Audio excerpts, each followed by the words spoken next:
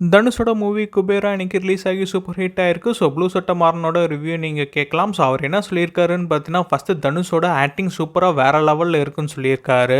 And படத்தோட முக்கியமான ஹைலைட்டே செகண்ட் ஹாஃப் தானாம். ஸோ செகண்ட் ஹாஃப் ஃபுல்லாமே ஒர்த்து வாட்சிங் அப்படின்னு சொல்லியிருக்காங்க. அண்ட் அது மட்டும் இல்லாமல் தனுஷ் அண்ட் ராஷ்மிகாவோட கெமிஸ்ட்ரியும் பார்த்தீங்கன்னா இந்த படத்தில் ஒர்க் அவுட் ஆயிருக்குன்னு சொல்லியிருக்காரு. செகண்ட் ஹாஃபில் எமோஷனல் சீன்ஸ் எல்லாமே ஒர்க் அவுட் ஆயிருக்கு. ஸோ தனுஷோட ஆக்டிங் சூப்பராக பண்ணியிருக்காரு. அண்ட் நாகார்ஜுனாவும் அவரோட ரோலை கரெக்டாக பண்ணனால எல்லா சீன்ஸுமே அப்படியே அக்யூரேட்டாக ப்ரொஜெக்ட் ஆயிருக்கு. ஸோ அதனால மூவி பார்க்கறதுக்கே சூப்பராக இருக்குன்ற மாதிரி பார்த்தீங்கன்னா கமெண்ட் சொல்லியிருக்காரு. மூவியோட விஎஃப்எக்ஸும் சூப்பராக இருக்குன்னு சொல்லியிருக்காரு. அண்ட் அது மட்டும் இல்லாமல் மியூசிக் அண்ட் பேக்ரவுண்ட் மியூசியமும் பக்காவாக இருக்குன்னு சொல்லிட்டு கமெண்ட் பண்ணியிருக்காரு. அண்ட் இந்த மூவியில் ஆடியன்ஸ் கண்டிப்பாக நிறைய இடத்துல அழுதுவாங்க. அதுக்கு முக்கியமான காரணம் தனுஷோட பெர்ஃபார்மன்ஸாக தான் இருக்குன்னு சொல்லிட்டு தனுஷோட ஆக்டிங்கை புகழ்ந்து தள்ளியிருக்காரு. ஸ்டார்டிங் 15 மினிட்ஸ் ஸ்லோவாக ஆரம்பிச்சாலும் தனுஷ் ஸ்க்ரீனில் வந்ததுக்கப்புறம் மூவி ஃபுல்லாமே அப்படியே மேலே அப்ரைஸாக தான் போயிருக்குன்னு தவிர ஒரு இடத்துல கூட நாங்கள் போராக ஃபீல் பண்ணவே இல்லை. ஃபர்ஸ்ட் ஹாஃபும் நல்லா வந்திருக்கு அண்ட் செகண்ட் ஹாஃபும் பயங்கரமாக வந்திருக்குன்றத சொல்லியிருக்காரு. ஸோ தனுஷ் வந்து ஆடியோ லான்ச்லேயே சொல்லியிருந்தாரு, குபேரா மேலே நான் ரொம்ப கான்ஃபிடென்ட்டாக இருக்கேன்னு சொல்லிட்டு. அது இப்போ உண்மையாயிருச்சு. அண்ட் படமும் பார்த்தீங்கன்னா இப்போ சூப்பர் ஹிட்.